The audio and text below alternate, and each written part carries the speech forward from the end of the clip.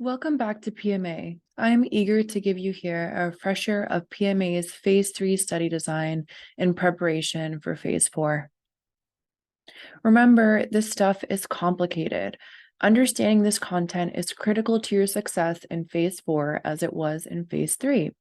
And so in addition to watching this video, we highly suggest that you read in the first 3 sections of your Phase 3 RE manual, Part 1. That same content will be there as well for additional review for you. Read this section early and often. All right, so let's look back a little bit to PMA in Phase 2. What was new? Well, the biggest difference between Phase 1 and Phase 2 was that we decided to begin collecting data for both a cross-sectional survey and a panel survey. Remember that? And now let's look back to PMA in Phase 3. What was new in Phase 3? Well, there were 2 big changes. First, we returned to what we call panel dwelling units, which were dwelling units in Phase 2, where we had found a panel woman that moved there between Phase 1 and Phase 2. Second, we did not consider vacant households lost to follow-up as we did in the past. And the reason for this was because we left room for the idea that someone might live there in the future. Do you remember the cross-sectional survey? In a cross-sectional survey, we take a snapshot of the same frame every time we conduct a survey. And remember, we need enough frames so that when we look at our snapshot together, we have a good idea of the whole space. So in survey language, this means that the data we collect are representative of the population. Remember, we already set our frames in Phase 1. They're the dwelling units that contain the households that we interviewed for Phase 1. So in Phase 2, the frame for the snapshot was then based on the dwelling unit.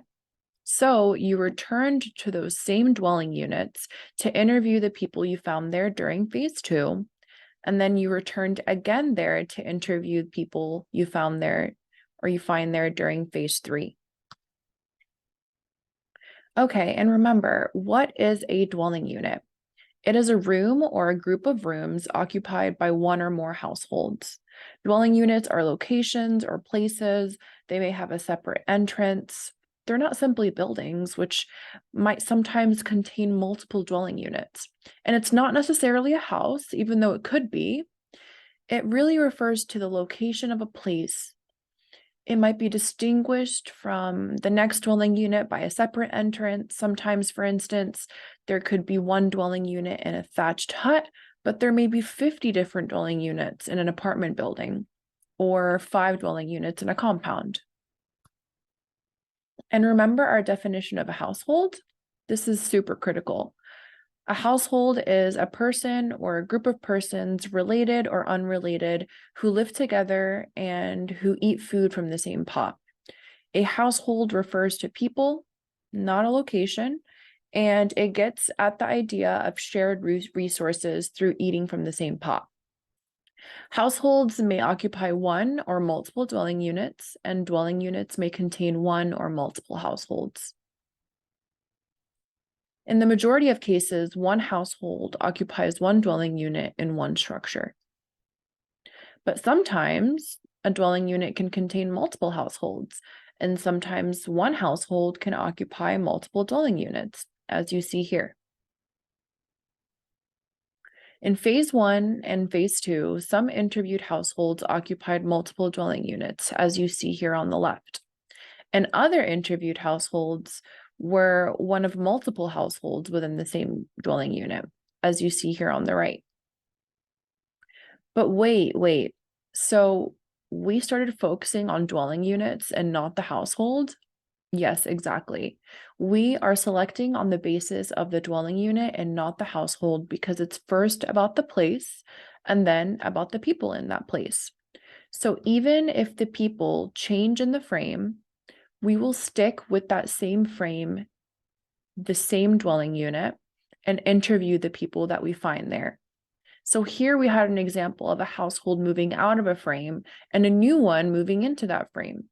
We are interested in that same frame, even if what happens inside of it changes. And just as we illustrated in the last slide, who is in that snapshot of the dwelling unit may change over time, but the frame we use to shoot the snapshot does not change. And remember, dwelling units don't just walk away. So we take a snapshot of the same dwelling units every time. And dwelling units also can't talk. So we always interview the household within that dwelling unit. Even if the household that was in that dwelling unit the last time we interviewed at that dwelling unit was still living there when you visited in phase 3, you interviewed that same household in phase 3.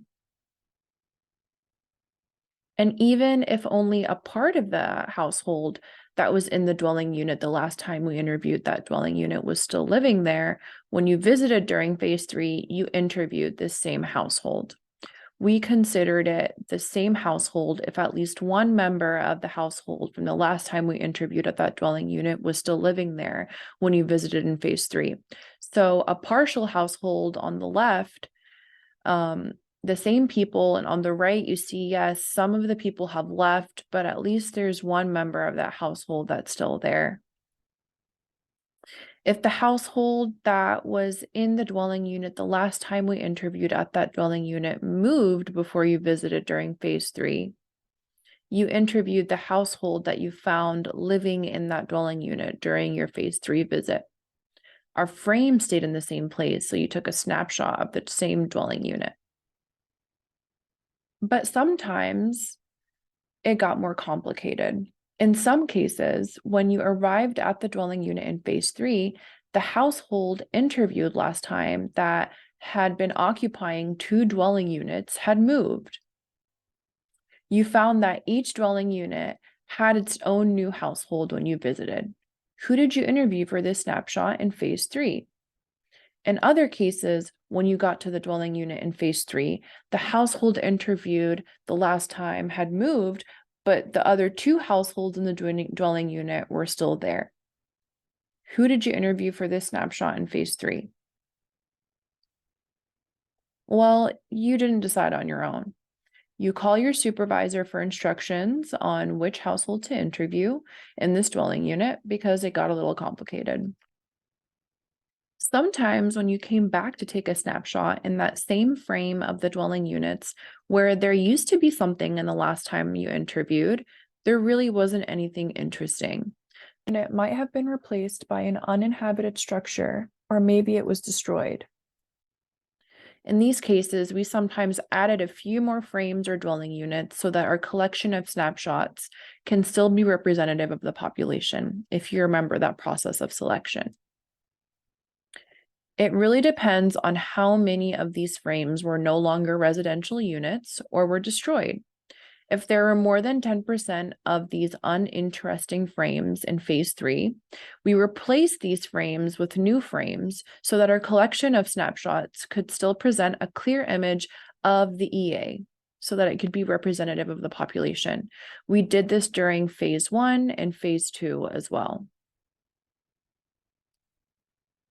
But remember, if there were 10% or less of these uninteresting frames, we did not replace these frames with new ones.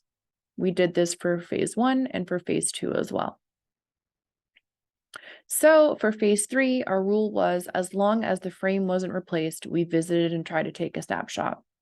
So you see here in the first horizontal line, if we had a household that was present in phase 1 and they were also there in phase 2, then we will go back to try to take a snapshot there in phase 3. On the second horizontal line, we have a household that was present in phase 1. We went back in phase 2 and they weren't there. But we also did not replace the frame. Then we will go back and try to take a snapshot in phase 3. For the frames that we replaced in phase 1, so there is a new frame in phase 2, then we will go back and try to take a snapshot in phase 3 because that frame is there. Or in the exceptional case that there was no phase 1 interview, but they were not replaced, and we went back in phase 2 and they were not there, but we also did not replace the frame, then we will go back and try to take a snapshot in phase 3 since the frame is still there. If we could not take any snapshot in the frame in phase 3, so it was not a dwelling unit or it was destroyed, we might have replaced it. Remember, we only replace when there are more than 10% that are lost to follow-up, or as we called them earlier, uninteresting frames. We do not replace the frame for a vacant dwelling unit. This is very important. We do not replace a frame for a vacant dwelling unit, and we don't do this because a household may come back into the frame in the future. So for example, we have illustrated here, there was nobody living in that dwelling unit in phase 1, but we didn't replace the dwelling unit. We came back in phase 2 and we tried to take a snapshot, and we are going to do that again in phase 3. And now to highlight a change in phase 3 in regards to response options, we introduced this distinction between a vacant household in phase 3. In phase 2, we had vacant and not a dwelling unit in their same response category. When this response was selected, the dwelling unit was considered lost to follow-up, but this changed in P3. So in P3, these categories were separated. Not a dwelling unit was considered lost to follow-up, and vacant was not considered lost to follow-up. So this means that in phase 3, some frames still existed, but some did not have snapshots in them. But there were 35 frames in the enumeration area in phase 3 because there will always be 35 frames in the enumeration area. And lastly, what if in phase 2, we went to a dwelling unit and the household refused to participate? Do we simply not go back? No, we do go back in phase 3. It is not simply a case of loss to follow-up.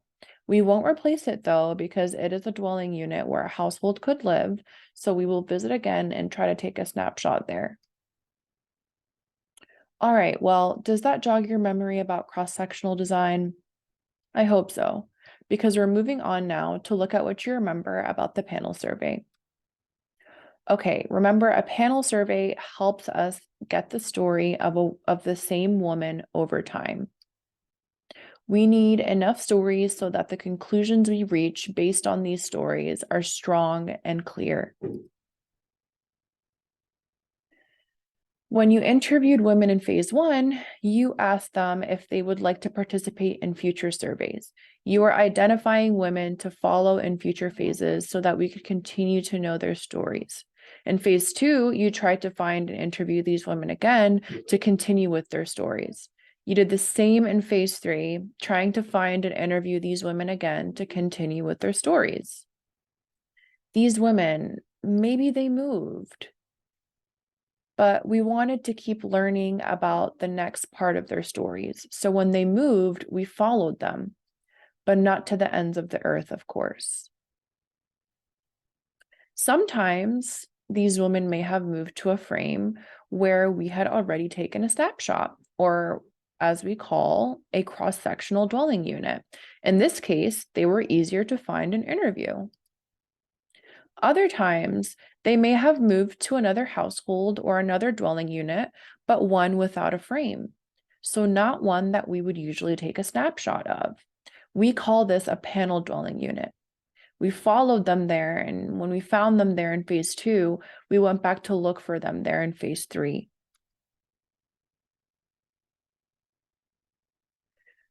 So now in phase 3, we're going to talk about 2 distinct types of dwelling units.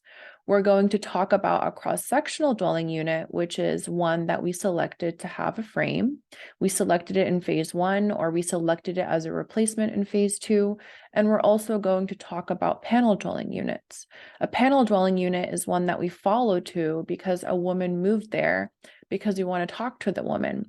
We followed her there in phase 2, or we followed her there in phase 3. We visit a cross-sectional dwelling unit because we're interested in what's going on in that frame. Maybe there are panel women who are a part of the household that live in that dwelling unit. And so while we're there taking a snapshot of the household in that dwelling unit, we also tried to enroll more panel women if they're eligible. But we are there primarily because we're interested in what's going on in the frame. But we'll visit a household inside a panel dwelling unit because we are interested about the story of that panel woman. Other times, some women were impossible to find, or they've moved far, far away, or they decided to stop sharing their stories with us. So we couldn't interview them during phase 2. We call this loss to follow-up.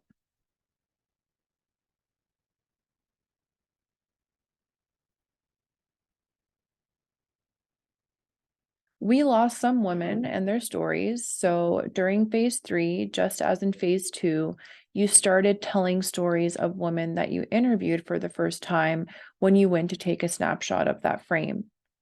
So you enrolled them in the panel survey. We will continue to try and follow them in future surveys to ensure that we have enough stories to reach strong and clear conclusions. When you interviewed a woman, you interviewed her household too, of course, because part of a woman's story has to do with their household.